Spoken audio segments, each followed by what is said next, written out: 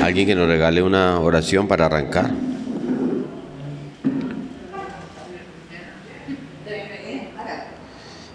Buenos días, Papito Dios, en esta mañana, Señor, te saludamos dándote gracias, Señor, por todo maravilloso de la vida. Gracias, Señor, por este espacio que tú nos regalas. Gracias, Señor, por este maestro que tú has preparado también para que nos pueda instruir en todo lo que se trata de tu palabra, Señor.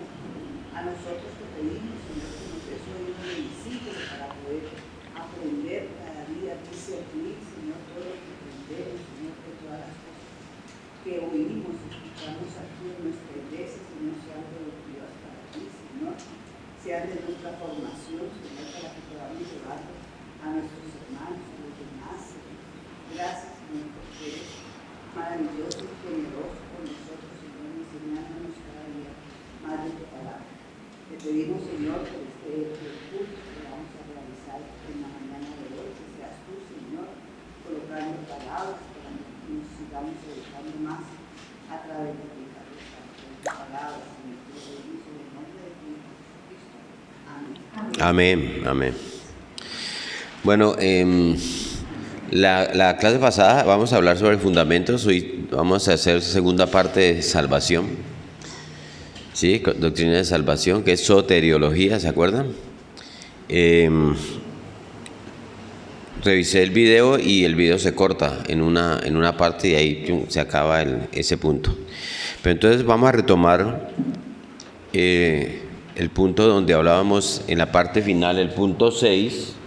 Era la parte final, pero adicioné otra, de que nos salvó Dios para que pudiéramos llenar el espacio, y creo que Dios me hizo llenar ese espacio con algo que no es fácil de predicar, pero que bueno, aquí estamos para escuchar todos sus consejos, siempre de parte de Él. Entonces vamos a arrancar con el punto 6, ¿sí? Porque pues la gente pregunta eso, ¿no? Es decir, ¿la salvación se pierde, no se pierde? ¿Sí? ¿Hay necesidad de perseverar?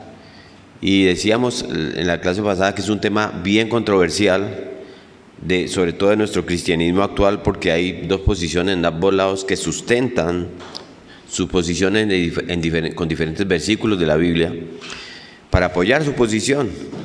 Y entonces hablábamos de que de todos modos hay cierta tensión entre los versículos que nos afirman una promesa de Dios, ¿sí? De que todo aquel que cree por medio de la fe en Jesucristo es salvo por gracia. Sí, pero también existen pasajes de la Escritura que nos hablan de la necesidad de perseverar para poder ser salvos. Eso es una verdad innegable que existe en las Escrituras, y es como una cuerda que tira de lado y lado, y uno, bueno, ¿cómo es?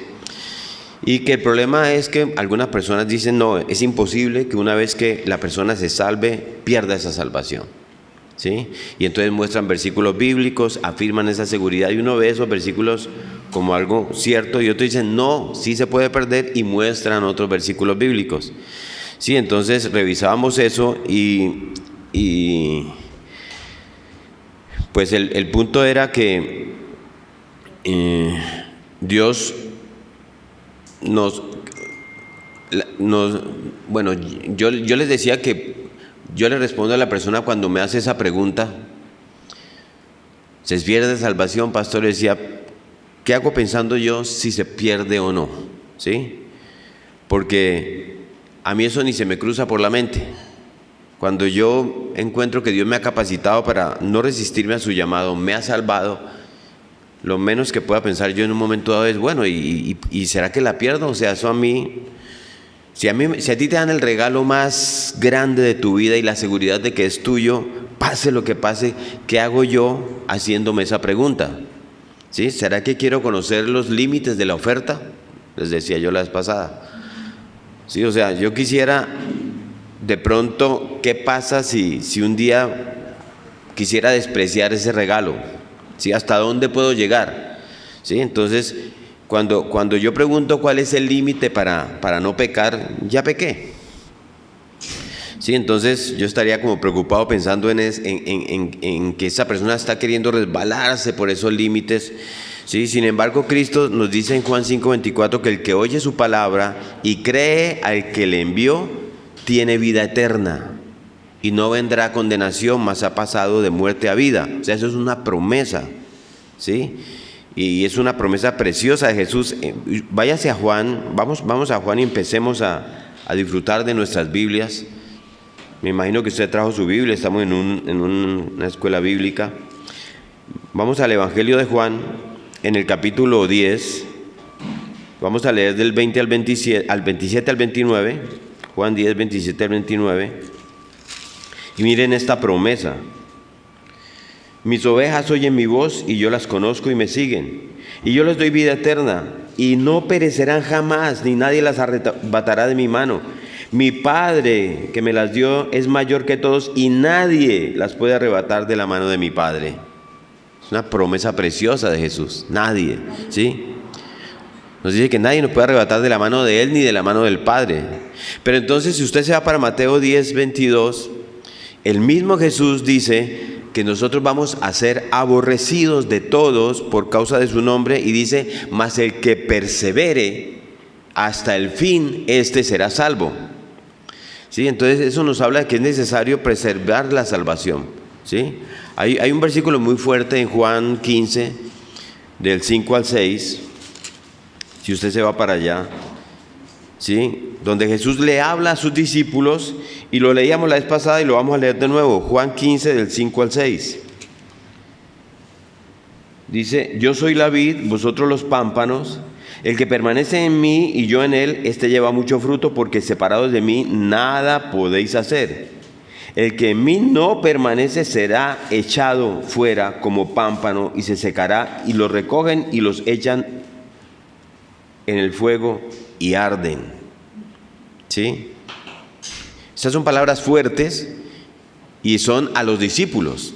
¿Sí? En este discurso nuestro Señor habla de la necesidad de permanecer. El que permanece en mí y el que no permanece en mí, ¿sí? Y Pablo también hace lo mismo en sus 13 cartas del Nuevo Testamento, donde hace declaraciones de que hay una promesa de seguridad de salvación de parte de Dios sobre los cristianos, pero también habla de la necesidad de perseverar. Y leíamos Filipenses 1:6. Váyase para Filipenses 1:6. Esto lo hicimos la vez pasada también. Ya pasamos por ahí, estoy haciendo un recorderis para que no se preocupe por la velocidad. ¿Sí? Y dice, estando persuadido de esto, que el que comenzó en vosotros la buena obra, la perfeccionará hasta el día de Jesucristo. ¿Sí? Otra promesa de parte del Señor a través de Pablo, un compromiso de parte de Dios de llevarnos hasta la madurez, de perfeccionar la obra en nosotros hasta que Cristo vuelva. Dios no nos va a dejar, ¿sí? Él no va a dejar tirada su obra de habernos salvado. Pero entonces uno se va a Romanos 11 y en el versículo 22 Pablo le advierte a los gentiles. Romanos 11, 22.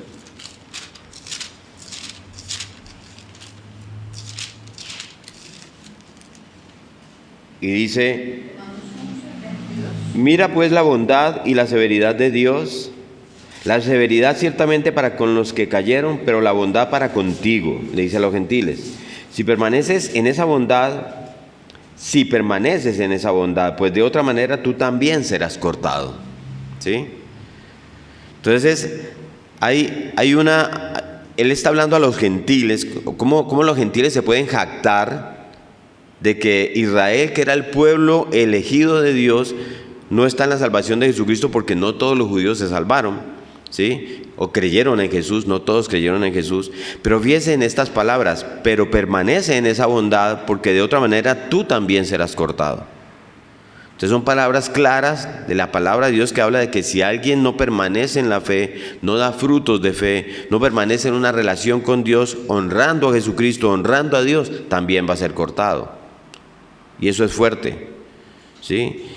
Entonces ahí es donde ambos lados del debate batallan con estos pasajes y tratan de hacer una exégesis, de sacar un significado del texto para poder explicar estos textos.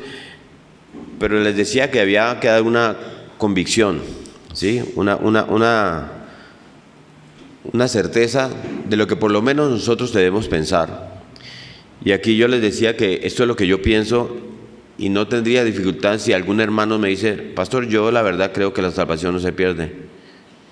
pero yo tengo esta convicción y no tendría problema con eso. Es una postura. Algunos se molestan, hay conflictos, sí, entran en debate y es un hereje y no sé qué y todas estas cosas, pero yo creo en la seguridad de la salvación de Dios. La salvación no se pierde en cuanto a que nadie pueda arrebatarnos de la mano del Padre, de la mano de Dios. En su mano estamos seguros. Y si pecamos, ¿qué hace Él con sus hijos? Nos va a disciplinar, nos va a buscar y nos va a llamar. Pero la Biblia deja claro que un cristiano puede llegarle a dar la espalda a la fe. Puede llegar a rechazar la salvación que tuvo, y eso se llama apostasía.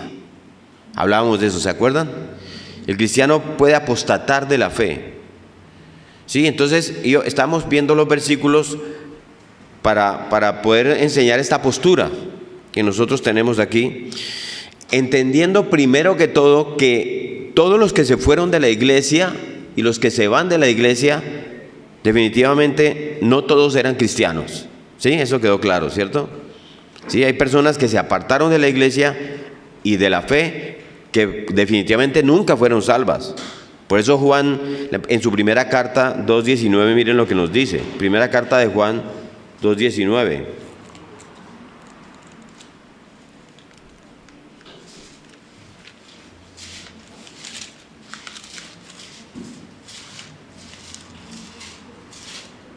Salieron de nosotros, pero no eran de nosotros, porque si hubiesen sido de nosotros, habrían permanecido con nosotros, pero salieron para que se manifestase que no todos son de nosotros. O sea, hay gente que no, definitivamente nunca fue salva. Eso queda claro, ¿cierto?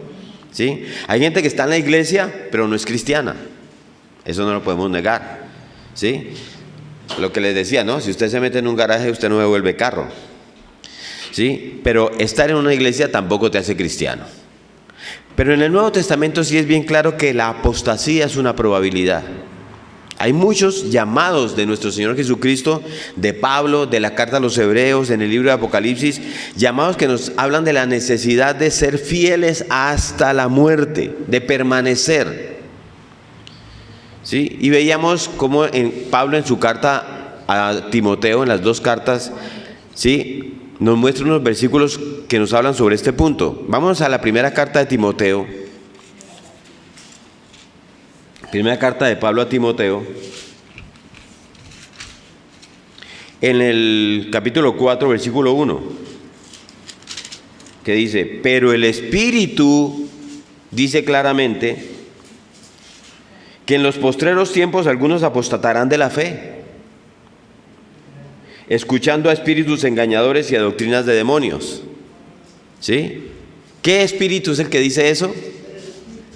Es el Espíritu Santo. ¿Sí? Entonces el Espíritu de Dios, o sea, Dios mismo está diciendo, en los postreros tiempos habrá algunos que apostatarán de la fe. Eso es una posibilidad. Entonces, ¿es posible que alguien le dé la espalda a esa fe que tuvo? Yo con esto entiendo que sí. ¿Sí? ¿Quién lo dice? El Espíritu Santo. No importa cuál es la teología, porque yo admiro mucha gente como Juan Calvino, como Jonathan Edwards, como Spurgeon, grandes hombres de Dios, ¿sí? Y predicadores. Hablábamos de la corriente calvinista, que es la que predica que no se pierde la salvación. Pero la Biblia es bien clara en este pasaje que el Espíritu de Dios dice claramente que algunos van a apostatar de la fe. Y no se puede apostatar de algo que nunca tuviste. Apostatar es negar algo que en su momento lo creíste, ¿sí? Entonces, si apostatas es porque fuiste salvo, ¿sí?, y negaste después esa salvación. Y en la primera de Timoteo también, en el capítulo 1, 18 y 19, miren lo que dice: este mandamiento, hijo Timoteo, te encargo. Este es Pablo diciéndole a Timoteo. Primera Timoteo 18, 19. Este mandamiento, hijo Timoteo, te encargo, para que conforme a las profecías que se hicieron antes en cuanto a ti, milites por ellas la buena milicia, manteniendo la fe y buena conciencia, desechando la cual naufragaron en cuanto a la fe algunos. ¿Sí? ¿Qué fue lo que desecharon? La fe y la buena conciencia. Desecharon la fe. Naufragaron en cuanto a la fe algunos. ¿Sí? Un náufrago es alguien que pierde su barco en alta mar y se empieza a hundir, pierde su fe. Y en el versículo 20 dice, de los cuales son Himeneo y Alejandro, a quienes entregué a Satanás para que aprendan a no blasfemar. O sea, Pablo está hablando de que Himeneo y Alejandro eran personas que estaban en la fe y predicaban con ellos seguramente, pero que naufragaron en la fe y ahora están blasfemando contra el nombre de Cristo, ¿sí? Y él dice, se los entrego a Satanás. Entonces todo el libro de Hebreos, decíamos también la vez pasada que es un libro que para estudiar sobre la exhortación a la apostasía. Vámonos a Hebreos, ¿sí? Y vamos al capítulo 6 de Hebreos. Está ahí adelantico. Hebreos 6, del 4 al 8, dice, por ejemplo, ¿por qué es imposible, síganme ahí, que los que una vez fueron iluminados, ¿sí ven? Fíjense que habla de la luz de Dios que estaba en sus vidas, fueron iluminados, eso es la luz del Señor, y gustaron del don celestial, o sea, les gustó el regalo de Dios, el regalo de la salvación que Dios da. Y luego dice, y fueron hechos partícipes del Espíritu Santo. ¿Ustedes saben lo que es eso? Ser partícipe del Espíritu Santo. Eso es ser sellado, como dice en Efesios 1:13, con el Espíritu Santo cuando fuiste salvo. ¿Sí? Y el versículo 5 dice, y asimismo gustaron de la buena palabra de Dios y los poderes del siglo venidero. Esas personas vieron el poder de Dios. Y en el versículo 6, como también dice, perdón, me pasó aquí, 5:6, sí, cierto. Como también dice en otro lugar, no, perdón, es que aquí se me pasó. Y recayeron, sí, lo puedes decir, y recayeron, sean otra vez renovados para arrepentimiento, crucificando de nuevo para sí mismos el Hijo de Dios y exponiéndose al vituperio. O sea, ya se habían arrepentido y recayeron. Recayeron es que se apartaron de la fe, ¿sí o no? Ese es el contexto del libro de Hebreos. Y sigamos en el 7 y el 8. Porque la tierra que bebe la lluvia que muchas veces cae sobre ella y produce hierba provechosa, aquellos por los cuales es labrada recibe bendición de Dios. Pero la que produce espinos y abrojos es reprobada, está próxima a ser maldecida y su fin es el ser quemada. O sea, pasajes fuertes, ¿sí? En el libro de Hebreos, que están hablando a cristianos, de cristianos.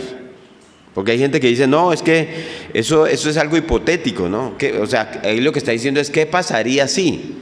Sí, y el autor de Hebreos está inspirado por Dios, no va a andar con hipótesis que no son posibles que sucedan, y está diciendo claramente que esto es una realidad, es un duro pasaje, pero algunos dicen, no, eso no eran cristianos, solamente pues les gustó y estaban en la iglesia, pero no eran cristianos. No, aquí en el contexto de la carta de Hebreos dice, ser iluminados, ser hechos partícipes del Espíritu Santo, y eso es una alusión a personas salvas. Vamos a Hebreos 10. Versículo 32. ¿Hay una mano ya atrás levantada? Sí, pastor, es que quería leer otra versión. Ajá. Que lo dice de una manera distinta.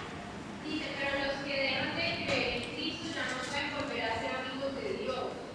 Aunque alguna vez hayan creído en el mensaje de Dios, que es la verdad, y con gusto lo hayan recibido como un regalo. Si dejan de creer en Cristo, lo que habrán hecho será volver a clavarlo en la cruz y burlarse de él ante el mundo. No importa que hayan recibido el Espíritu Santo junto con los demás. O sea, me parece muy impresionante. Es muy claro, ellos recibieron el Espíritu Santo, creyeron en Cristo y apostataron de la fe. O sea, el Hebreo nos está exhortando todo el tiempo a nosotros los cristianos, ¿sí?, que se puede apostatar, que la apostasía es probable. Y dice, ha pasado, ¿sí? Vamos a Hebreos 10:32, gracias Estefanía. 10:32 dice, pero traed a la memoria los días pasados en los cuales después de haber sido iluminados, sostuvisteis gran combate de padecimiento. O sea, los hebreos eran cristianos, probablemente judíos en la ciudad de Roma, que habían soportado sufrimiento, habían venido a la fe, ¿sí? Y entonces este libro de Hebreos nos advierte sobre no apartarse de la fe. Porque ¿para qué iba a escribir un libro un autor inspirado por el Espíritu Santo a cristianos de que no se aparten de la fe si es imposible que se aparte alguien de la fe. ¿Cierto? Y el versículo 26, ahí atrás de ese 32 dice, porque si pecaremos voluntariamente después de haber recibido el conocimiento de la verdad, ya no queda más sacrificio por los pecados. ¿Sí ven? Y váyase a Hebreos 2, del 1 al 3. Por tanto, es necesario que con más diligencia atendamos a las cosas que hemos oído, no sea que nos deslicemos.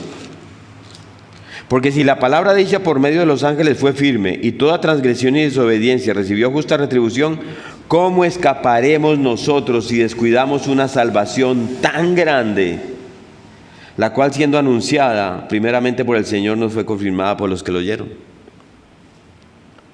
O sea, les decía yo la vez pasada que tiene uno que ser como ciego o quitar estos pasajes de la Biblia para no ver que es obvio que un cristiano necesita permanecer.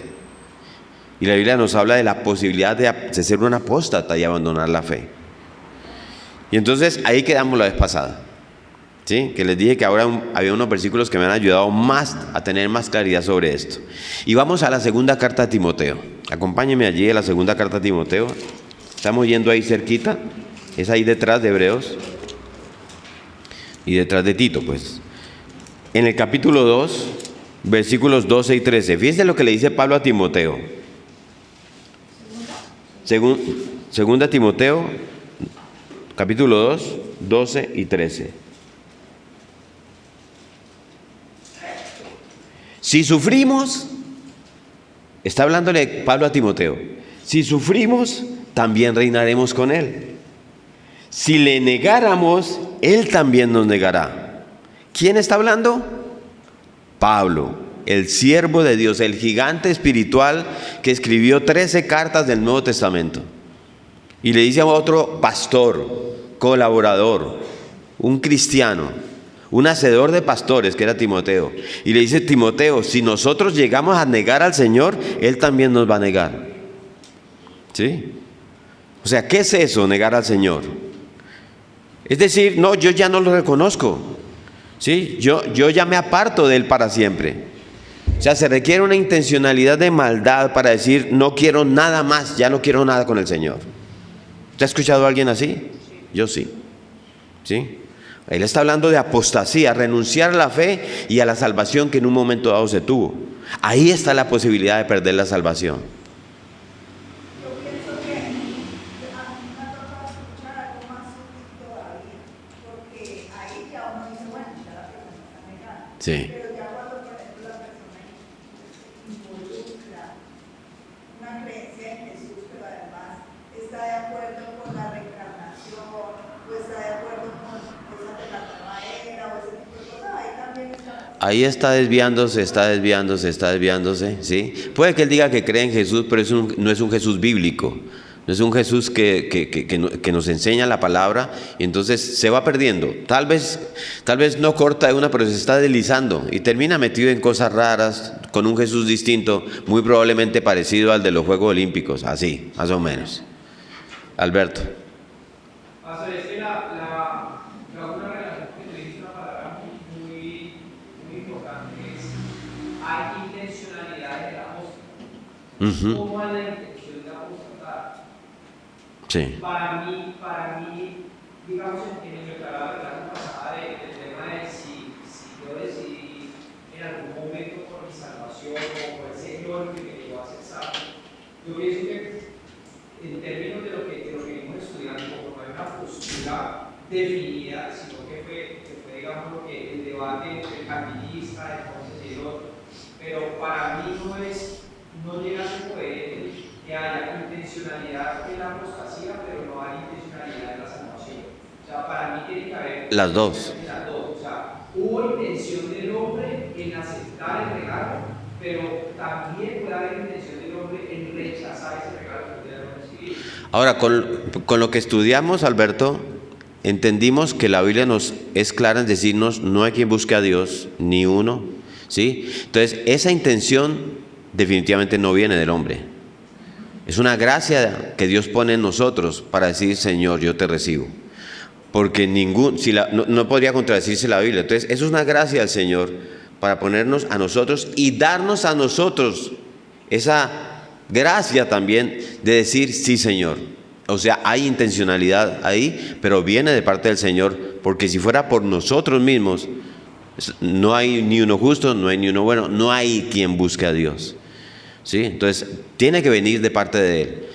Ya la intención de maldad, ¿sí?, está en el corazón del hombre desde la caída, donde él dice, ya no quiero más.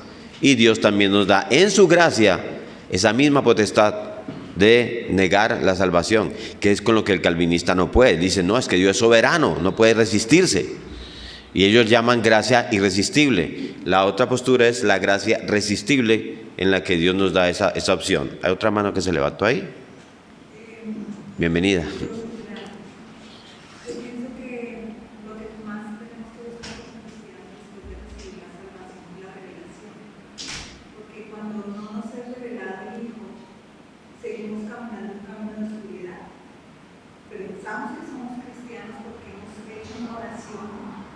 Probablemente esa oración tenga un corazón limpio cuando se hace, pero si no podemos caminar en la revelación de quién es Jesús, el mensaje de lo que Él espera, seguimos caminando en oscuridad y por eso es más fácil, como dice la palabra, vuelve el perro a volcarse en el vómito Y la puerca al lodo. Sí. O sea, nunca realmente hacemos nuestra la salvación. Por eso hablábamos en la clase pasada, que ustedes lo ven, que en la salvación existe esa santificación posicional, que es cuando nos justifica el Señor, y la santificación experiencial, que es como Dios nos va llevando a transformarnos de gloria en gloria en el conocimiento de la obra de Cristo y de quién es Él. Ese es el camino que debe hacer el cristiano. Por eso a veces, y ustedes me perdonan cuando yo soy incisivo en eso, yo digo, ¿qué hace un cristiano que no lee la Biblia? Por Dios, o sea, estás en un riesgo altísimo de ser arrastrado por cualquier corriente, porque no estás en el conocimiento de lo que Dios nos va llevando para que vamos creciendo en el conocimiento de Él. Y ahí es donde llegamos a ese punto. Aún así, puede apostatar. Ese es el riesgo y la postura que Dios nos da, el permiso que Dios nos da. Es que la base de todo esto es que reconozcamos nuestra naturaleza pecaminosa. Cuando uno se da cuenta de dónde venimos y lo fácil que es pecar, uno tiene que estar atento a no perder esa salvación. O sea, no podemos decir, yo soy cristiano y me pasa todo y a mí no me va a afectar, porque sí nos va a afectar. Hay que cuidarnos. Conscientes de la necesidad diaria y a cada instante de estar alertas, pues podemos, o sea, estamos de alguna forma defendiendo nuestra salvación. Sí, conociendo al Señor y conociendo su obra y conociendo quién es Él, es la única forma como nosotros somos jalados, porque por nosotros mismos es es imposible, por llamarlo de esa manera. Es el conocimiento de quién es Dios. Por eso Daniel creo que dice, el pueblo que conoce a su Dios se esfuerza, ¿sí?, y triunfará, creo que es lo que dice allí. Bueno, entonces vamos a seguir pasando eso. Entonces, aquí se habla de apostasía, de renunciar a la fe y la posibilidad de perder la salvación.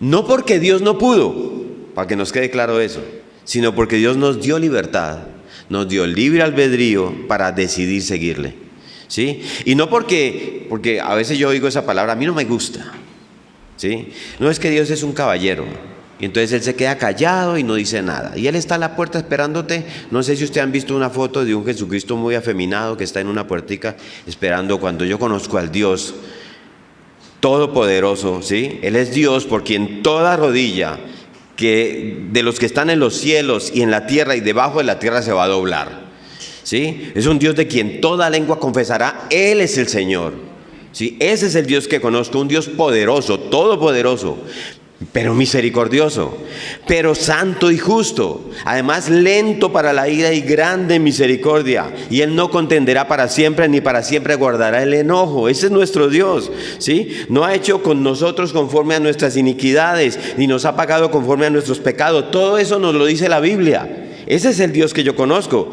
Pero si nosotros nos apartamos de Él, somos nosotros los que estamos saliéndonos de la mano del Padre. ¿sí? Y si somos sus hijos, no nos va a dejar, porque un padre disciplina.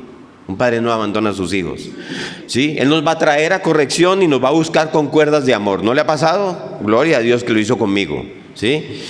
Pero si hay un endurecimiento del corazón y nos apartamos y negamos la fe, cosa que ha sucedido en la vida real, y yo lo he visto con personas que en algún momento dieron fruto en su fe cristiana, amaban a Dios, pero se apartaron. Aquí dice que si le negamos, Él también nos negará, ¿sí? Pero miren lo que dice en la 2 Timoteo 2:13. Estamos ahí en 2 Timoteo 2:13, ¿cierto? Si fuéramos infieles, Él permanece fiel. Él no puede negarse a sí mismo, ¿sí? O sea, eso es hermoso, ¿sí? O sea, ahí vemos la seguridad de la salvación en el sentido en que Dios ha prometido darnos vida eterna y estar con nosotros. Y Él comenzó una obra en nosotros y la va a perfeccionar hasta el día que Cristo vuelva. ¿Sí? Si nosotros llegamos a fallar, los hijos de Dios, Él permanece fiel porque Él no puede negarse a sí mismo. Así que estos son unos tremendos y excelentes pasajes que nos muestran la seguridad de la salvación que es implícita ahí porque Dios permanece fiel, ¿sí? Pero también la necesidad de perseverar. Por tanto, la salvación no se salva si pecas o fallas, porque vamos a pecar, porque vamos a fallar. Y porque Dios te va a corregir, pero la apostasía es posible. La salvación sí se puede llegar a rechazar de acuerdo con la Biblia. 1 Timoteo 4:1 nos dice claramente que es el Espíritu Santo que lo ha revelado. ¿Está claro eso? Y todos los demás pasajes que pudimos ver son más que claros. El problema es, mire, el problema es este: cuando la posición que asegura que la salvación se pierde, empieza a enfatizar eso a personas que de verdad quieren agradar a Dios y no quieren fallar, y fallan. Entonces viene uno con el bibliazo, ¿sí? Porque están todo el día con el temor de si son salvos o no. Esas personas necesitan escuchar entonces estas promesas de Jesús. Tranquilo, hermano, que nadie te va a arrebatar de la mano del Padre, porque tiene dolor en su corazón, porque llora por su pecado. Entonces viene aquel que dice que se puede perder y dice cuidado y le tira su bibliazo. Hermano, venga, ¿sí? La obra que Dios empezó en usted, créame, Él la va a perfeccionar, ¿sí? Usted arrepiéntase y salga adelante y eche para arriba. Esas personas necesitan escuchar esas promesas de Jesús, ¿sí? Que el Señor los ama, pero que lo que el Señor ama, a quien el Señor ama, Él disciplina, ¿sí? Como el Padre al Hijo a quien quiere. Esas personas que quieren agradar a Dios y por alguna razón fallan, necesitan escuchar, por ejemplo, 1 de Juan 5, del 11 al 13. Vamos a ese pasaje. 1 de Juan 5, del 11 al 13. Mire esto hermoso. Y este es el testimonio que Dios nos ha dado, vida eterna. 5, del 11 al 13. Este es el testimonio que Dios nos ha dado, vida eterna, y esta vida está en su Hijo.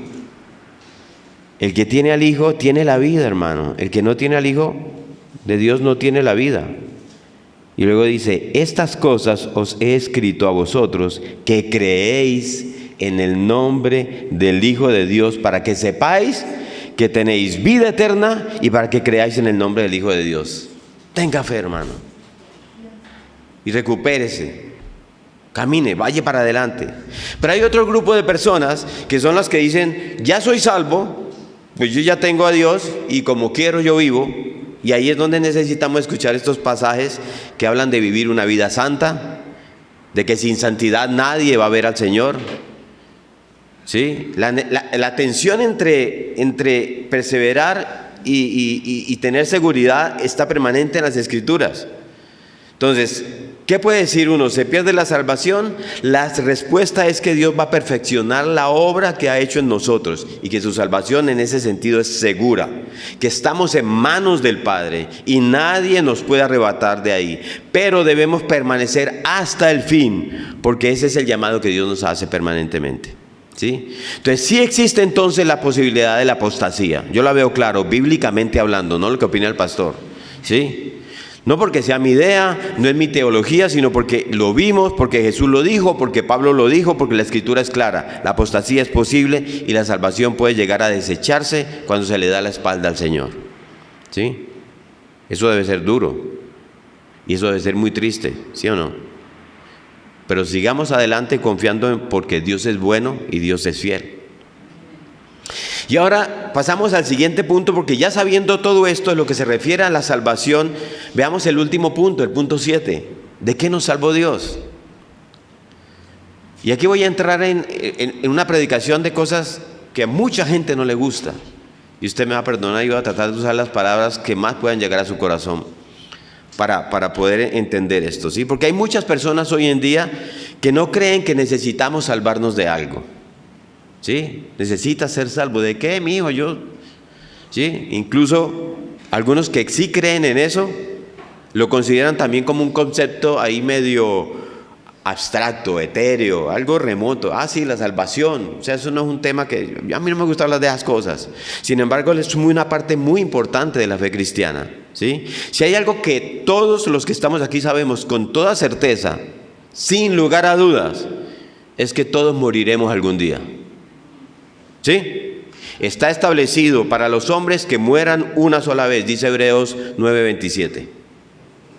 Con el agravante de que ninguno de nosotros tenemos la menor idea de ni cuándo ni cómo. ¿Sí o no? Según datos de Naciones Unidas del 2022, porque fue los que conseguí, 70 millones de personas mueren al año. ¿Sí? Ahí no hay discriminación de raza, de sexo, de edad, por si usted es jovencito y dice, no, primero mueren los viejos, usted no sabe, ¿sí? De posición social. Esa es una cita que nadie ha perdido, pero una cita que nadie puede cancelar, ¿sí? Miren lo que dice Eclesiastés 8:8, acompáñenme a ese pasaje del Antiguo Testamento. Libro de Eclesiastés, capítulo 8, versículo 8.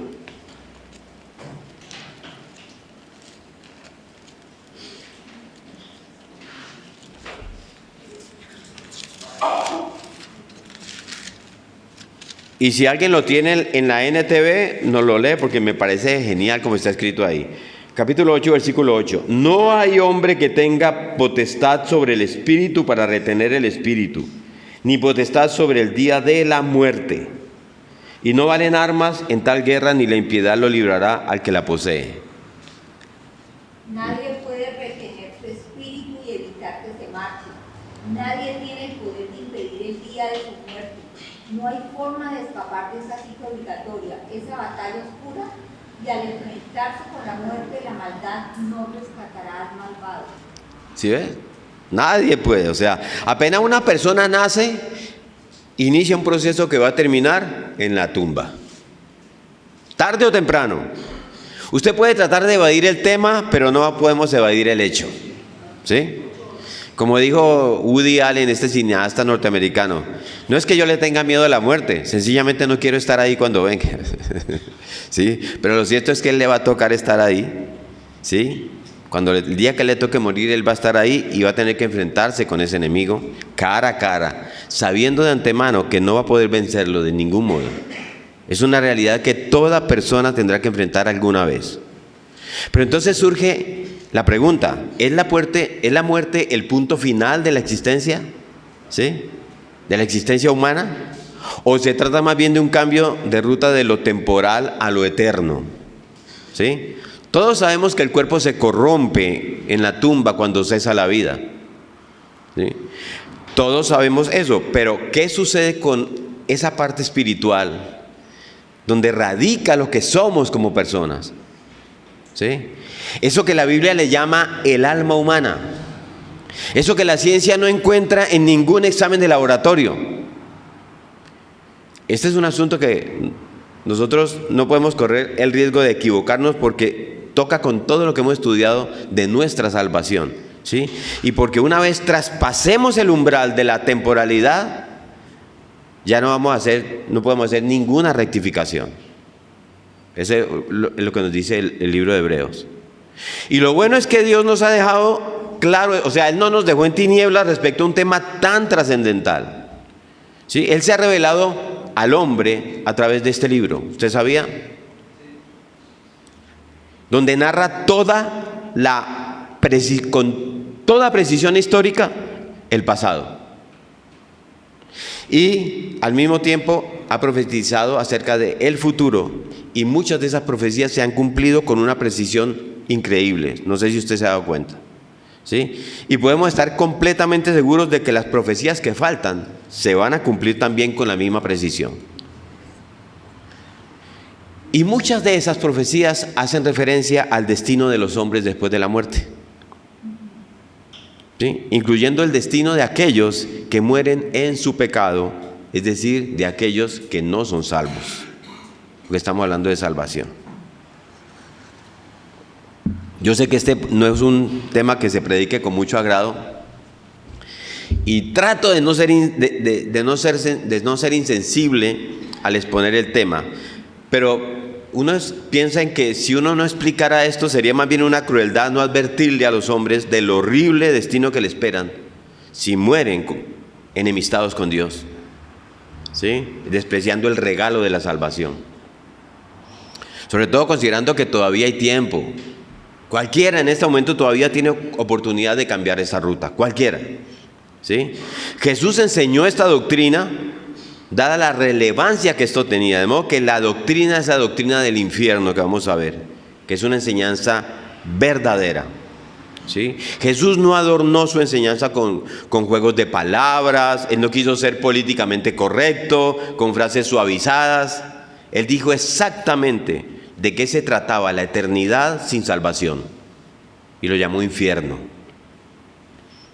No ha habido nadie, ni lo habrá en toda la historia, que haya sido más sensible y tierno que nuestro Señor Jesucristo.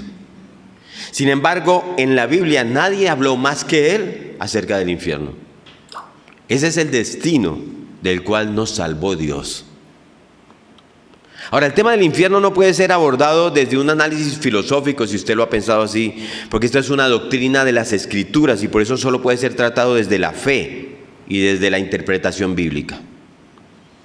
Y lo que vamos a hacer esta mañana es tomar las Escrituras para ver esa realidad y saber cuál es la condición de aquellos que al morir son arrojados allá, al infierno, a ese infierno.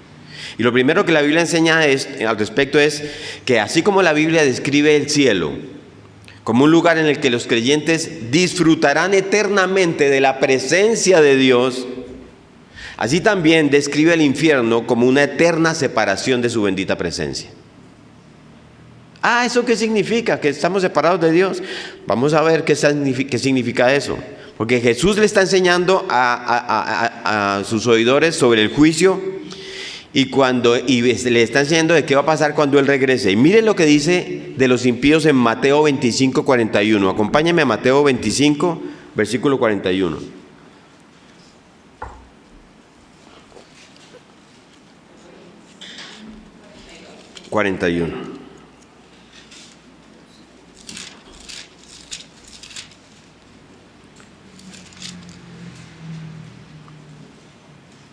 Entonces diré también a los de la izquierda: apartaos de mí, malditos, al fuego eterno preparado para el diablo y sus ángeles. El infierno es un lugar de castigo, preparado para Satanás y los ángeles que se rebelaron junto con él. Pero asimismo para todos aquellos que desearon de corazón, Alberto, una decisión, ¿sí?, mantener a Dios lo más alejado posible de sus vidas. Al final recibirán eso para su propio mal. Lo que tanto anhelaron en vida lo reciben en el infierno, ¿sí? Pablo dice en la segunda carta a los tesalonicenses, capítulo 1, versículo 9. Segunda de Tesalonicenses 1:9. Dice: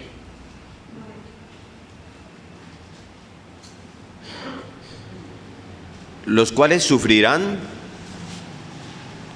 pena de eterna perdición, excluidos de la presencia del Señor y de la gloria de su poder. ¿Sí lo leyeron ahí? O sea, están excluidos de la presencia de Dios. Es estar excluidos en un lugar de completa oscuridad, porque Dios es luz. Y donde Dios no está, lo único que podemos esperar son tinieblas. En varias ocasiones Cristo se refiere al infierno llamando las tinieblas de afuera. Eso está en Mateo 8:12, en Mateo 22:13, ahí dice las tinieblas de afuera, dice Jesús. ¿Sí? Esa referencia a las tinieblas de afuera puede indicar un lugar lejos, si queremos como pensar dónde está. ¿Sí? Lejos de los hijos del reino, en alguna parte del universo, ¿sí? Fuera de esa tierra nueva y de esos cielos nuevos que el Señor nos va a dar a los que le servimos, ¿sí? Aunque la Biblia también habla de un lugar de juicio que se encuentra en el corazón de la tierra, que lo llama Hades o lo llama Seol, ¿sí? Pero hablando de aquellos que han decidido abandonarse a sus impulsos pecaminosos, Pedro dice en su segunda carta, en 2:17, que les está reservada la más densa oscuridad para siempre. 2:17. ¿Sí? A muchas personas, óigame esto, a muchas personas no les causa ningún temor escuchar que el infierno es un lugar donde los hombres van a permanecer eternamente separados de Dios. ¿Sí? ¿Y qué? ¿Sí? Hasta algunos responden con sarcasmo, pues para mí mejor, hermano. Para mí mejor. O sea, a mí no me interesa Dios, yo no quiero tener ninguna cercanía. Pensar que lo voy a tener eternamente lejos de mí, para mí va a ser un alivio. Así te pueden responder. Esta gente no sabe, no entiende que nadie vive en este mundo fuera de su bendita influencia. Así no crea en Él. Es como negar el sol y quererlo tapar con un dedo, ¿sí? Que lo único que hace vivible la vida del hombre en este mundo caído es su influencia, tanto para el creyente como para el impío. En su discurso a los atenienses, Pablo se acerca ya al Areópago, ¿sí? Está en Hechos 17:25, y Pablo les dice: Dios es quien da a todos vida, aliento y todas las cosas. A todos. ¿Sí? Y más adelante en el versículo 28 de Hechos 17, ese mismo capítulo, Pablo le cita a un poeta ateniense y le dice, ya un poeta de ustedes lo dijo: en Dios nos movemos, vivimos y somos. ¿Sí? Hechos 17:25 y Hechos 17:28. ¿Ustedes saben qué significa eso? Que nadie puede permanecer vivo ni un solo segundo si no fuera por la obra preservadora de Dios. ¿Sí? Así como nadie puede experimentar ningún deleite en su vida a no ser por esa misma influencia, creyente o no. Y hay otro discurso que está en Hechos 14, ese sí quiero que me acompañen ahí a verlo. Hechos de los Apóstoles, capítulo 14. Pablo lo hace ya en Listra, no está en Atenas, en otra ciudad. 17. Y miren lo que les dice Pablo a estas personas de Listra. Allá lo apedrearon, de una vez para que sepan qué le pasó allá a este hombre. ¿Sí? Y Pablo les dice en el versículo 17: si bien no se dejó a sí mismo sin testimonio, haciendo bien, dándonos lluvias del cielo y tiempos fructíferos, escuchen esto, llenando de sustento y de alegría nuestros corazones. ¿Sí? O sea, Pablo está diciéndole aquí a una sociedad pagana, a una sociedad profundamente idolátrica, ¿sí? Y Pablo les dice que Dios llena sus corazones. Los de todos ellos, los que no creen en Dios, les da alegría y les da sustento. Porque sean unos o sean otros, la capacidad de disfrutar la vida es un don de Dios. Como dice Santiago en su carta en el capítulo 1, versículo 17, toda buena dádiva y todo don perfecto desciende de lo alto, ¿se acuerdan? Del Padre de las luces. El hecho de amar, por ejemplo, el hecho de amar y ser amado es un don de Dios. ¿Sí? El hecho de contar con buenos amigos es un don de Dios. El hecho de poder contar de disfrutar, por ejemplo, de lo estético de un atardecer o una obra de arte, es un don de Dios. A veces yo voy en el carro y yo pongo una emisora de música clásica. No sé si ustedes algunos la ponen aquí. Y yo escucho esa música y yo digo: Señor, gracias por darme el privilegio de disfrutar de esta buena música, ¿no? Hay otras cosas que no se pueden disfrutar, ¿sí? Eso es un don de Dios. El placer de comer lo que nos gusta es un don de Dios. La risa es un don de Dios. El poder descansar y renovar nuestras fuerzas. Levántese en la mañana y Señor, gracias por el don que me diste de poder descansar. Es un don de Dios, ¿sí? La capacidad, por ejemplo, que tenemos de llevar a cabo un proyecto, ese que soñamos, de ver ese proyecto terminado y la satisfacción de hacerlo bien hecho, es un don de Dios, ¿sí? Yo creo que si tomáramos todo eso en cuenta, los creyentes seríamos aún más agradecidos, ¿sí? Pablo dice en Colosenses 3:17, miren lo que dice Pablo: y todo lo que hacéis, sea de palabra o de hecho, hacedlo todo en el nombre del Señor Jesús, dando gracias a Dios Padre por medio de Él, ¿sí?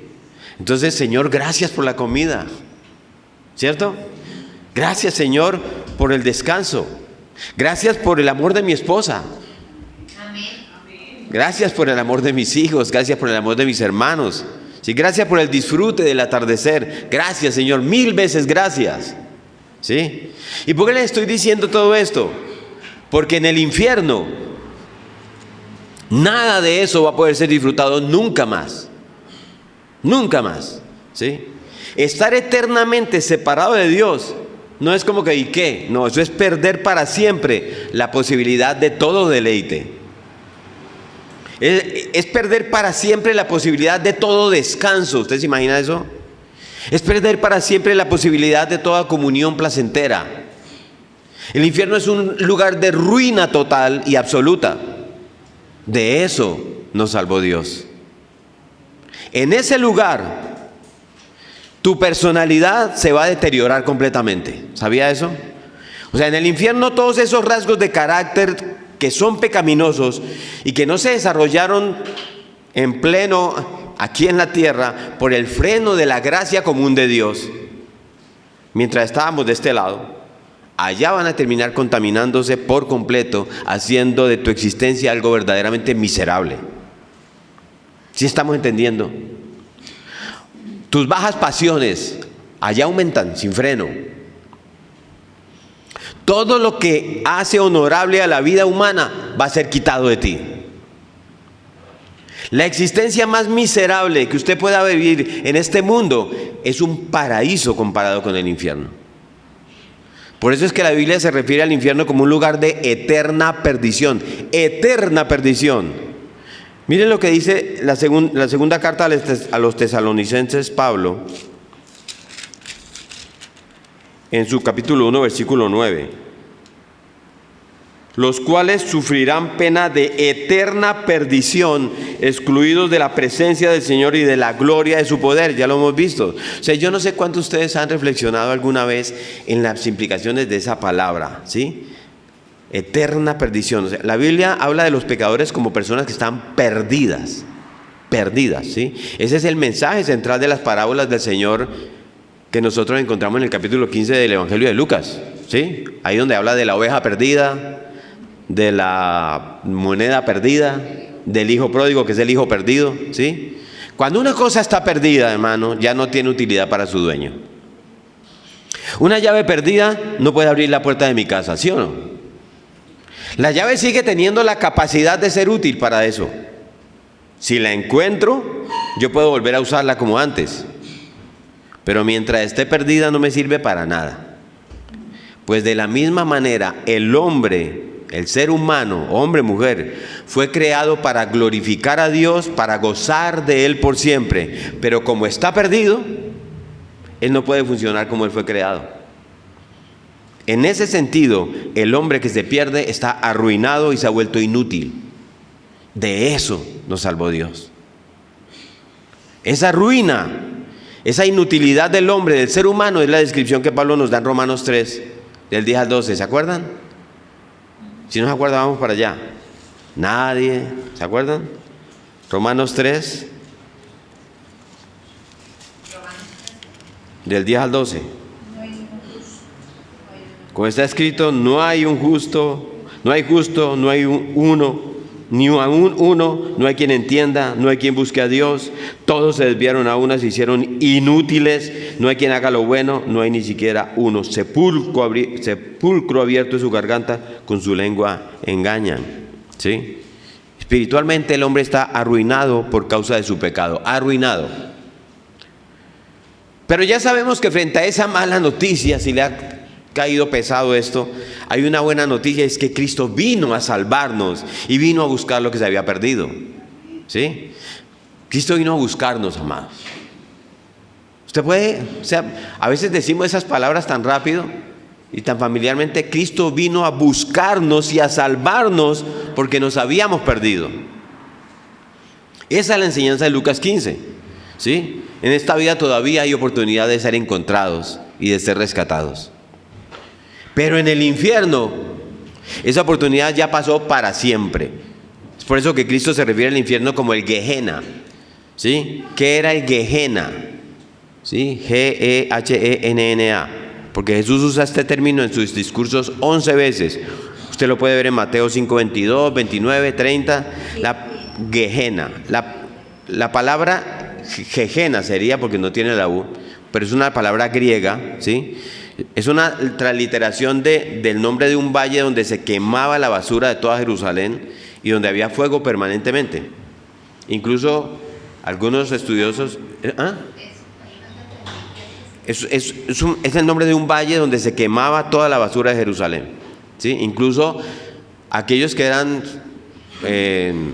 muertos en la cruz por bandidos, por todo lo que hacían los romanos, e incluso allá algunos los tiraban al Gehenna, ¿sí? Y allá se quemaban. Este sitio llegó a ser la metáfora del infierno por esas características. Entonces Jesús solía hacer eso frecuentemente, ¿sí? Él tomaba algo de la cotidianidad para explicar las cosas espirituales. Por eso utiliza el Gehenna.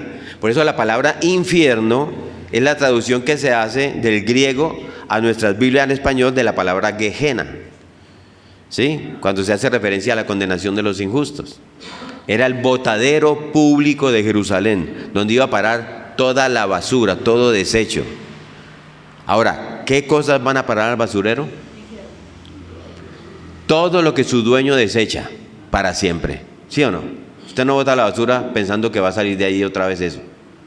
Todo lo que su dueño desecha para siempre. Eso ya perdió toda utilidad. Todo lo que va a parar ahí ya está completamente arruinado. Ese es el infierno. Un lugar de ruina total y absoluta. ¿Sí? Es cuando todo está acabado. Es el tormento de la eterna ausencia de Dios y la imposibilidad eterna de volver a su presencia. Ya tú no regresas. ¿Sí?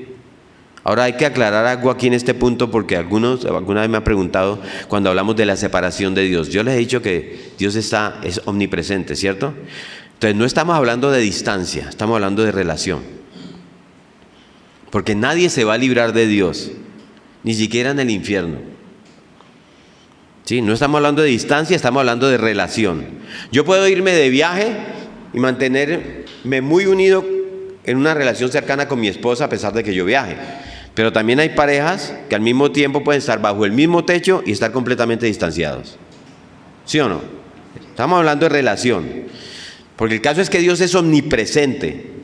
Y por tanto, los habitantes del infierno, Satanás, los ángeles caídos o los demonios, todos los que murieron o morirán en pecado, todos experimentarán a toda plenitud la ira y la justicia de su presencia.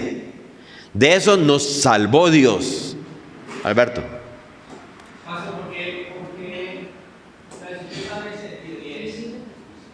Porque hoy cuando hablamos acerca de que una persona no es usted, le estamos predicando el evangelio, que estamos vendiendo la idea de decir, venga acá, haga parte de la iglesia, tenga una relación con el Señor. Porque se habla en mayor proporción de toda la serie de cosas, de beneficios que me puede dar Dios, pero no estamos hablando de lo principal, que es que me salvó de una eternidad en el infierno. Sí. Porque si yo cogiera obviamente, no sé, 50 premios, yo encontraría que de pronto el 1, máximo el 2% de ellas me están hablando de que me está salvando de una eternidad en el infierno. El resto me está hablando que es una cura para el alma, que es el sentido del propósito para tu vida, que es la restauración de tus finanzas, que es la restauración de tu matrimonio. Y sabemos que todas esas son, si yo pongo esos beneficios frente a salvar una eternidad en el infierno, son mínimos. O sea, es una cosa de que eso es complementario y sabemos que Dios puede hacer todas esas cosas, pero no es o sea, no es realmente lo que se debe buscar. O sea, es como que hablemos claro. O sea, yo prefiero, o sea, 10.000 veces irme al cielo y de pronto pasar una situación financiera muy maluca y está quebrado, pero no voy al cielo, en lugar de decir, Dios me restaura las finanzas, pero corre riesgo mi salvación. Sí, tiene razón en eso. Aparte de que hay muchas congregaciones donde hoy no se predica ni siquiera a Jesús, donde la predicación ni siquiera se usa la Biblia. Y entonces hay muchas predicaciones que nos hablan de los beneficios de ir al cielo. Y entonces, ¿qué pasa? Estamos buscando los beneficios de Dios y no al Dios de los beneficios, como dicen por ahí. Entonces nos equivocamos en ese sentido. Y además de eso, lo que les dije al principio, esta enseñanza a veces impacta y golpea los corazones de la gente. Yo no quiero ir allá donde el pastor habla de que me va a morir en el infierno si no nos gusta, ¿sí? Y la Biblia incluso nos dice que al final de los tiempos habrá quienes solamente querrán escuchar, ¿sí? Que le rasquen el oído, porque se trata de eso. Y hacia allá va la iglesia, yo tengo que decirlo. Por eso nosotros tenemos que guardarnos y ser bíblicos, ser como los de Berea, no permitir para nada que en nuestra congregación y ojalá en todas a las que nosotros podamos tener influencia y los demás puedan entender el verdadero mensaje de salvación que es el Evangelio, porque es el Evangelio el que tiene poder de salvación y de sanación, de sanidad, porque se predica mucha sanidad a través de estrategias de hombres y la sanidad es Cristo. Si usted quiere saber más de esto, venga al servicio de las 10 de la mañana porque vamos a tratar ese tema específicamente sobre nuestra vana manera de vivir y sobre entender la cruz de Cristo. ¿Sí? Una de las cosas que más raya a los católicos es que ellos creen en el purgatorio. Y entonces, por eso todo este negocio de las ¿Indulgencias? Las indulgencias. De las indulgencias, sí, pero no aceptan que la salvación es personal y es ante Dios. Ajá, sí, es doctrina torcida, es un error, es una herejía, prácticamente. Y en la Biblia no hablan. Para nada, eso lo sabemos. Es que decías al principio acerca pues yo lo interpreto y lo escribo así, el despropósito de decir, me regalaste la salvación, bueno, ¿lo pierdo o no lo pierdo? Es un despropósito, tengo que regalar aquí. Sí. Pero el tema es que, bueno, es mi vida, es mi caminar, y es lo que expuse hace poco, y creo que es lo que le pasa al ser humano. Incluso el que dice, déjeme así como estoy, y estaba hablando de la relación con Dios que aún ni se pierde en el infierno, es un tema de relación, es un tema de confianza. Y debo entender que es que me dice, déjeme así, no quiere confiar. No quiere. ¿Y por qué no quiere confiar? Porque no quiere aceptar el regalo que aquí está. Tiene una raya muy tenaces acá adentro. Yo tengo que ver eso. Sí. Tengo que tener la capacidad de ver su dolor. Sí, por eso el evangelismo y las misiones son bien exigentes, porque tú tienes que mostrar al Dios real, al Dios que es amor, pero al Dios que es justo, al Dios que es misericordioso, pero al Dios que se aira. Y la persona en ese entendimiento es donde debe tomar la decisión y ahí es donde quebrantas corazones, pero no porque lo hagas tú siembras las semillas, ¿no? Tú sabes quién es el que hace la obra y viene y da convencimiento de pecado. Pero es muy necesario que sepa que Necesitas salvación, sí, claro. Vea, cuando la pandemia la gente se desesperó por el temor de morir, pero nadie se desesperó por el temor de morir sin ser salvo. El hombre no entiende eso, por eso dice que el hombre natural no entiende lo espiritual, ¿sí? Y ese es un riesgo altísimo. Pero ahora, porque, o sea, te voy a decir hasta el punto cuando yo tenía, no sé, 12 años o 14 años, que fue con mi primera acercamiento decían en ese momento, o sea, yo te voy a decir, yo no sé si fue verdad o no, pero al final me pusieron a escuchar una predica de una señora que supuestamente el Señor le había revelado el cielo y el infierno. Yo no sé hasta qué punto es la verdad o no, pero cuando la señora descubría el infierno, yo no dormí como por 4 noches. O sea, literal, yo estaba paniqueado por eso.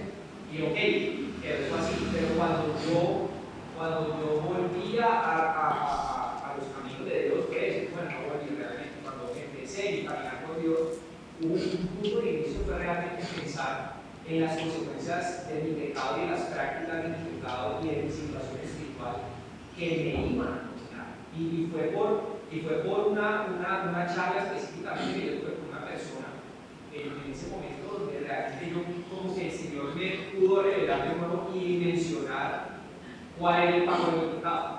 Entonces, lo que quiero decir es que ahora yo creo que ni siquiera los jóvenes y muchos de los adultos han podido de pronto dimensionar eso. No sé si dependa de lo que se predique y se enseñe, Sí. o de la revelación de parte de Dios, pero la magnitud de lo que puede representar esa perdición, pues no tiene Sí. no cabe en la mente del ser humano. O sea, es como que en la mente del ser humano no cabe la gloria del cielo, pero tampoco cabe lo perturbado y la magnitud de su Lo horrendo del infierno.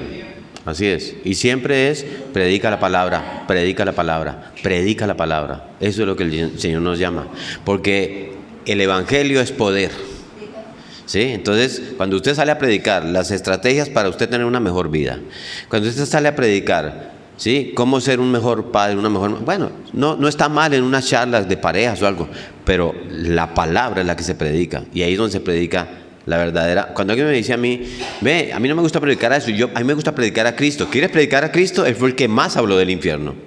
Predica lo que Él predicó, para que entiendas, ¿sí?, el tamaño de riesgo donde estás. ¿Sí? Y no solamente el tamaño de riesgo donde estás, sino el tamaño de la salvación que te puedes ganar. ¿Sí? Vamos a seguir ahí porque entonces nos podemos quedar en ese punto. Entonces Dios es amor, ¿sí?, pero precisamente porque Él es amor, es justicia, y Él se aira contra el pecado. Su amor y su justicia, por decirlo de alguna manera, son ese combustible del ardor de su ira. Una persona, por ejemplo, que ama mucho a los niños, yo creo que podemos hablar de todos, no puede ver con indiferencia que un niño sea tratado con crueldad. ¿Sí? Entonces, miren esta reflexión. La intensidad de nuestra ira cuando vemos eso es proporcional a la intensidad de nuestro amor. ¿Sí se entiende? ¿Sí se entiende? ¿O no? ¿Están distraídos? ¿Sí? La intensidad de mi ira es directamente proporcional a la intensidad de mi amor. Que yo no puedo permitir que le hagan daño a alguien, ¿sí? Y tanto el amor como la justicia de Dios no tiene límites. En la eternidad todos estaremos en la presencia inmediata de Dios, todos. Ay, delante de Dios usted no, todos. Para unos eso será en el cielo, para otros eso será en la presencia de la ira de Dios, en el infierno, ¿sí? Pero la Biblia no solamente describe el infierno como un lugar en el que estaremos eternamente separados de Dios y por lo tanto no podemos experimentar ningún deleite, sino que también nos habla del infierno en segundo lugar como un sitio en el que se padece de un dolor agonizante. Una de las figuras que se usan más en las Escrituras para referirse al infierno es el fuego, ¿sí? Y esa figura comunica la idea de una intensa agonía. Usted imagínese quemándose intensamente, ¿sí? Cuando Juan el Bautista, usted se va para Mateo capítulo 3, cuando Juan el Bautista introduce al Señor, a la persona del Mesías, él termina su mensaje con una advertencia, ahí en el versículo 10 y 11, miren lo que él dice: y ya también el hacha está puesta a la raíz de los árboles, por tanto, todo árbol que no da buen fruto es cortado y echado al fuego, en el fuego. Yo la verdad os bautizo en agua para arrepentimiento, pero el que viene tras mí, cuyo calzado yo no soy digno de llevar, es más poderoso que yo. Él os bautizará en Espíritu Santo y fuego. Sí, no está hablando ahí de una bendición, ¿Sí? La bendición es ser bautizado en el Espíritu cuando creemos en Cristo. Pero el que no es bautizado en el Espíritu Santo, dice Juan, será bautizado en fuego. Y mire cómo sigue en el versículo 12. Su aventador está en su mano, y limpiará su era, y recogerá su trigo en el granero, y quemará la paja en el fuego que nunca se apagará. ¿Sí? Cristo también usa esta figura de fuego en muchas de sus parábolas, como la del trigo y la cizaña. No la vamos a leer ahora, está en Mateo 13. Pero algunas personas preguntan, ¿pero el fuego qué, cómo es? O sea, ¿es un lugar lleno de fuego? ¿Es simbólico o es literal? ¿Sí o no? ¿Se ha hecho la pregunta? Sí. Entonces yo le digo algo, mire, suponga usted por un momento que es simbólico. ¿Rebajaría eso del carácter traumático del infierno? ¿Sí? Entonces, cuando uno, en el contexto de la comunicación, ¿sí?, aquello que se representa mediante un símbolo, siempre es mayor que el símbolo que lo representa. ¿Se entendió? Aquello que se representa mediante un símbolo, siempre es mayor que el símbolo que lo representa. Mejor dicho, una metáfora sobrepasa la realidad, nunca sobrepasa la realidad objetiva que quiere comunicar. ¿Sí?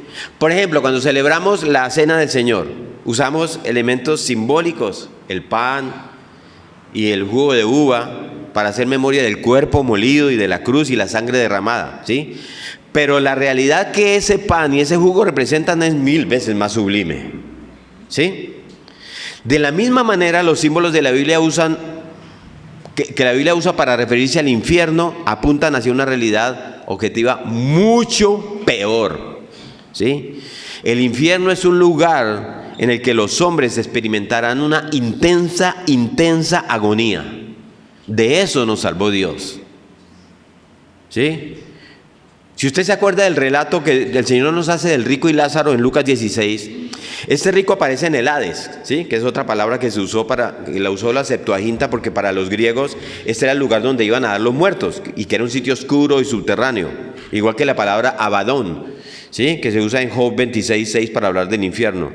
Y el rico dice en el versículo 24, váyase a Lucas 16:24.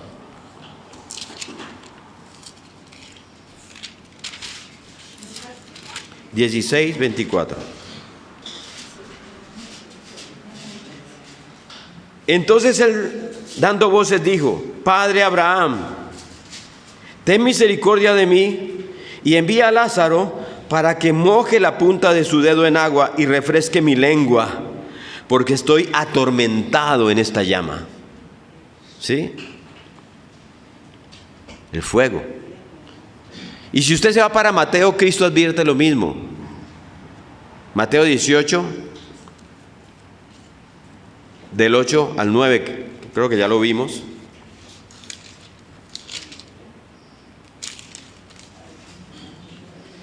Por tanto, si tu mano o tu pie te es ocasión de caer, córtalo y échalo de ti. Mejor te es entrar en la vida cojo o manco que teniendo 2 manos o 2 pies, ser echado en el fuego eterno. 18 del 8 al 9. Ahora, ¿está aconsejando Cristo aquí que nos cortemos literalmente la mano, los pies y nos saquemos los ojos? No. Claro que no, es lo que está ahí proponiendo una cirugía moral radical en nuestro ¿y qué es eso? Es nuestro camino de santidad, ¿sí? Nuestra santificación experiencial que hablábamos, que dice: apártate de todo aquello que pueda enredarte de tal manera en el pecado que termines perdiéndote por completo en el infierno. Ese es el mensaje del Señor. Ningún placer pecaminoso, amados, vale tanto la pena como para pagar un precio tan alto, ¿sí? Otra de las figuras que utiliza la Biblia para describir los tormentos del infierno es la del gusano, ¿sí? Esta figura aparece por primera vez en Isaías. ¿Usted sabía? Si usted se va para Isaías, en el último capítulo, en el capítulo 66, ¿sí?, en el versículo 24, mire lo que dice. El último capítulo, el último versículo de Isaías. Y saldrán, 66:24. Y saldrán y verán los cadáveres de los hombres que se rebelaron contra mí, porque su gusano nunca morirá, ni su fuego se apagará, y serán abominables a todo hombre. Casi 800 años después, 800, nuestro Señor Jesucristo se apropia de esta misma imagen, de esta figura, ¿sí? Y en Marcos 9:43, con la misma advertencia que leímos ahora, dice: si tu mano te fuera ocasión de caer, córtala. Mejor te es entrar en la vida manco que teniendo dos manos e ir al infierno, al fuego que no puede ser apagado. Y en el versículo 44 dice: el gusano de ellos nunca muere y el fuego nunca se apaga. Cristo utiliza eso en Marcos 9:43. ¿Sí? Ahora, ¿qué significa eso del gusano de ellos? Puede ser que se trate de una figura que denota algo degradante, o algo deshonroso, incluso asquiento, como pasaba con esos cadáveres de los muertos que eran dejados en batalla y a la intemperie, ¿sí? Y que eran comidos por los gusanos y luego eran quemados al fuego. Pero muchos comentaristas entienden que Cristo se está refiriendo aquí al tormento de la conciencia.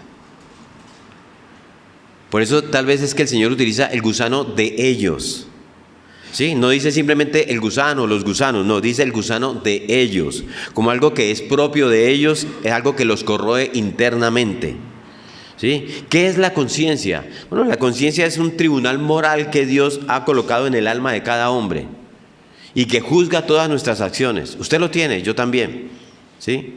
Y aunque su voz nos molesta en algunas ocasiones, o tal vez en muchas, ¿sí?, la verdad es que es un aliado que Dios nos ha provisto para nuestro propio bien, nuestra conciencia.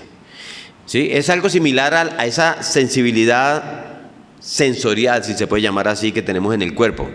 Por ejemplo, ¿qué le pasaría a una persona que pierde esa sensibilidad hacia el fuego? Por ejemplo, sí, la parte sensorial, ¿sí? Si coge a mano limpia una olla hirviendo, se va a hacer daño, se va a quemar, ¿cierto? Aunque no lo sienta.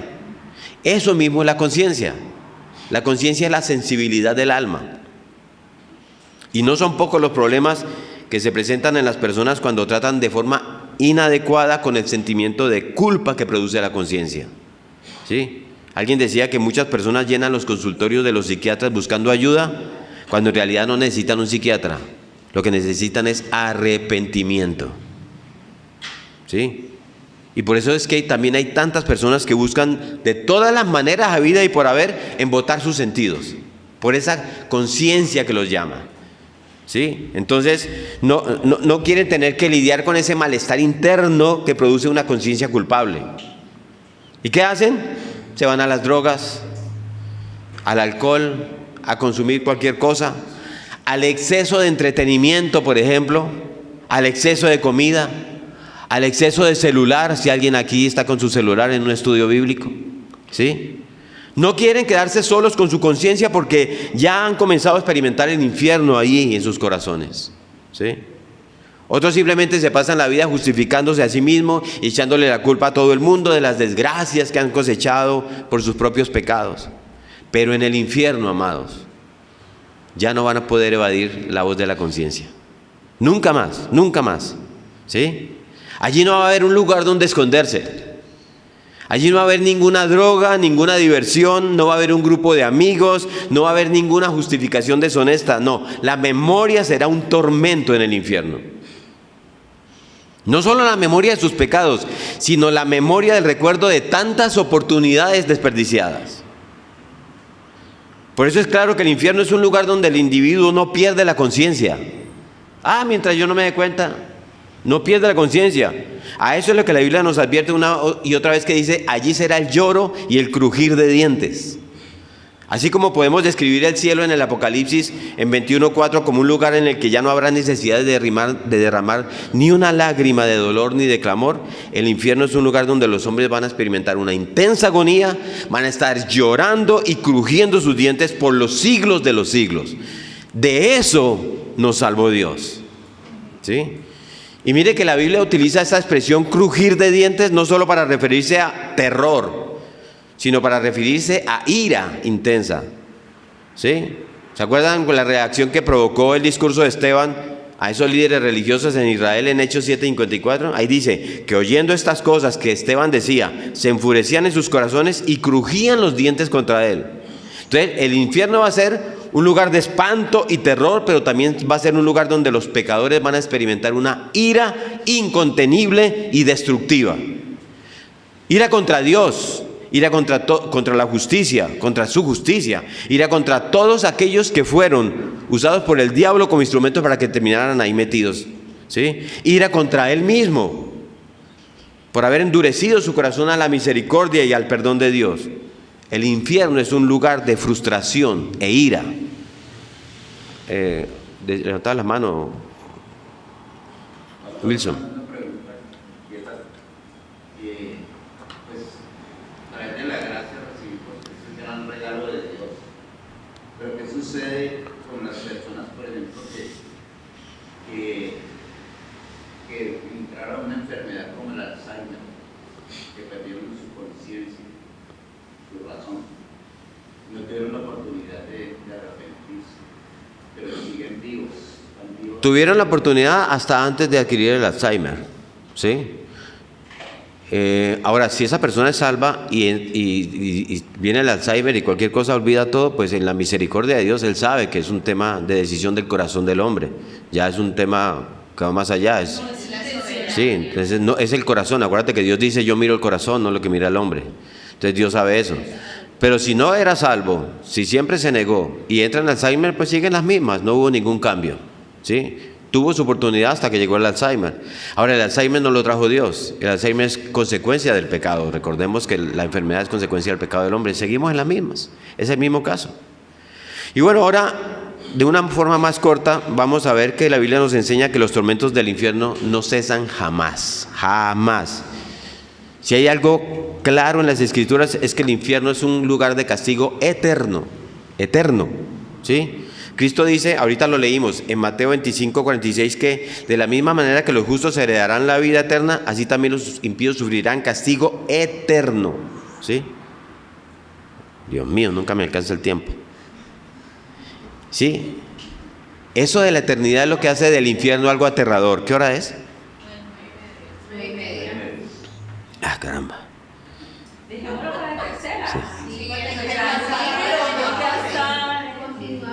No, me falta poquito. Regálenme estos 5 minutos, ¿sí? 5 minutos. No les voy a dar chances de poder preguntar más, ¿sí? Entonces, ¿qué tiene que ver eso con la eternidad? Jonathan Edwards, ustedes han oído hablar de él, no sé, dice que la eternidad es el aguijón del infierno, ¿sí? ¿Usted alguna vez se ha desvelado por la noche? No puede conciliar el sueño, horas, no sabe cómo cerrar los ojos. Yo sé, yo lo he experimentado, ¿sí? Esa no es una sensación que yo anhelo ni que me deleite, pues, ¿sí? Entonces, ¿usted qué hace? Usted mira el reloj, pues, anhelando a ver si ya va a amanecer. Y entonces usted hace el esfuerzo por no pensar en la hora, pero cuando usted vuelve a mirar el reloj, pensando que pasa mucho tiempo, ya van 10 minutos nomás, ¿sí? Desde la última vez que miró el reloj, no sé si a usted le ha pasado eso. Imagínense esta misma experiencia por los siglos de los siglos, sabiendo de antemano que la mañana nunca llegará. ¿Sí?